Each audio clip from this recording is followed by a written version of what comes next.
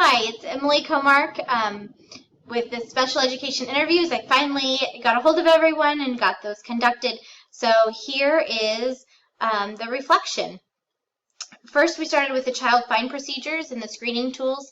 The principal took it from a perspective of starting with students coming into the building with early education, and the special education teacher kind of took it as what to do what the screenings are when they're in the building, starting with the sit team and the teacher referral or a parent request. The principal took it as started with the parents as teachers programs, the Head Start programs, and their screening information with the co-op, but then kind of got to, well, our process in the building is the sit team process and the parent requests. So those two were very similar answers, and the paraprofessional said, I'm not really sure what's available. I just know that the school psychologist completes an evaluation to determine whether or not they qualify or not, and then I go from there. So I thought very honest answers, and it was good to hear that, but it did make me think of something. As a future administrator, it might be helpful for paraprofessionals to know the process as well, to know how a student got into a placement. The most challenging part of their roles, communication and time, seem to be a common theme.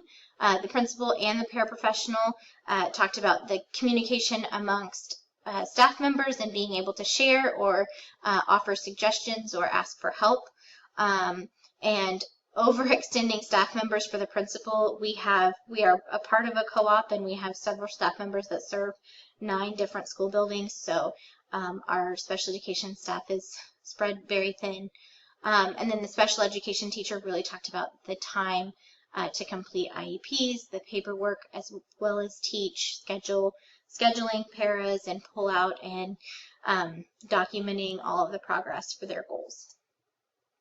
The most rewarding part, common theme for all of them, is students being successful.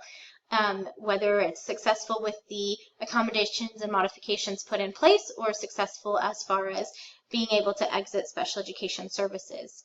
All 3 staff members said that was the most rewarding part, is to watch students be successful, and I think that's a common theme amongst all educators who want their students to be successful. The advice they have is, for a principal, if you are part of a cooperative, really rely on that cooperating supervisor, because they are the one that's responsible for the staff members and conducts the evaluations. You have input, but ultimately that staff member is not your employee. But definitely build a strong relationship with that cooperation, that special education coordinator that's with the co-op for your school. The special education teacher also said, that the cooperating supervisor is the person that conducts their evaluations and checks in with staff, that she would make sure that the principal knows the laws and the individual student IEP goals, and she would expect a principal to check in with staff members and develop relationships. The paraprofessional talked about communicating often. She said, as you supervise, make sure you're communicating with students and checking in on their goals. Make sure that you are offering snapshots of students and students with student progress to assist them as they're working in the classrooms, and to keep paraprofessionals updated on changes in IEPs, scheduling, and strategies that may help. How do you work effectively with parents of special needs children? The paraprofessional said, honestly, I don't really talk to the parents.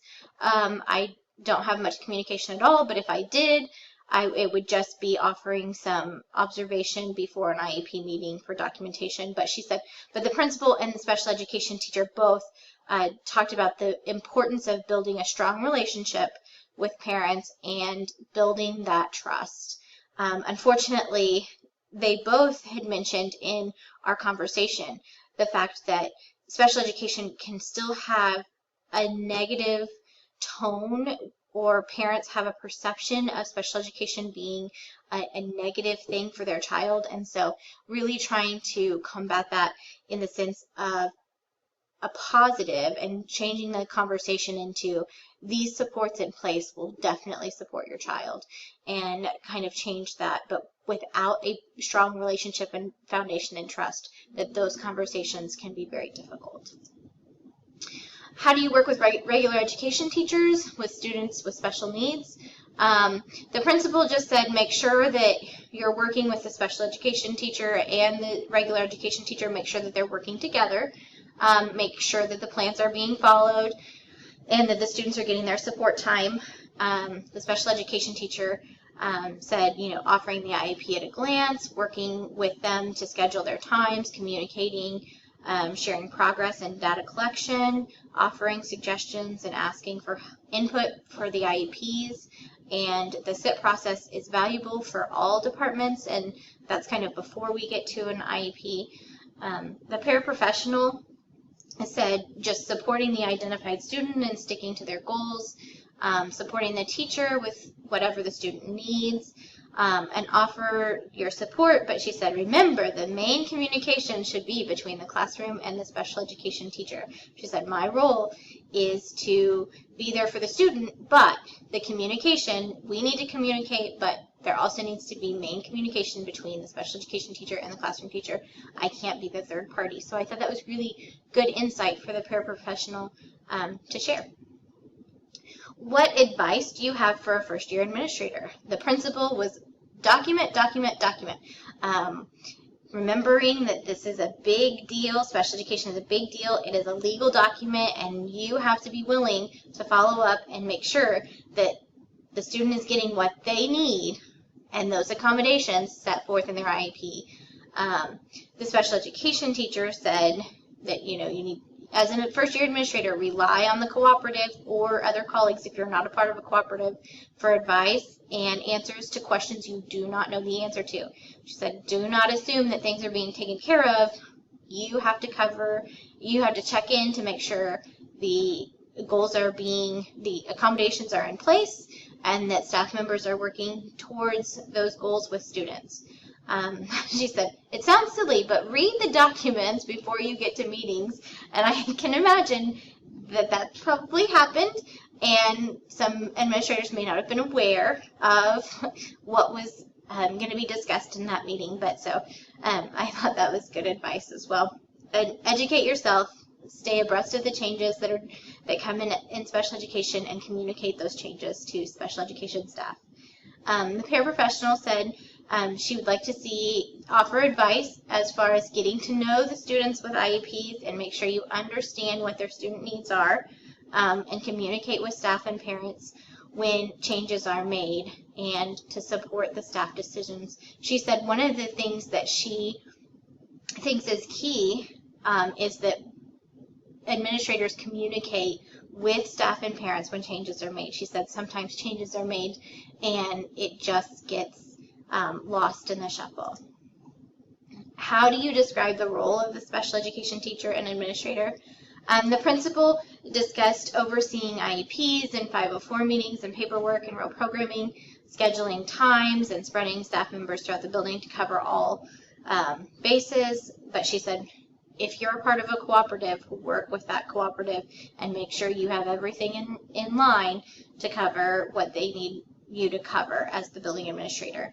The special education teacher is responsible for identifying goals and plans, conducting and scheduling IEP meetings, teaching either pull in, pull out, push in or pull out, or para support, communicating with the classroom teacher, parents, and other team members, and overseeing the IEP meetings and checking in to ensure the documents are being followed, and that the principal communicates with the cooperating supervisor if there's a co-op.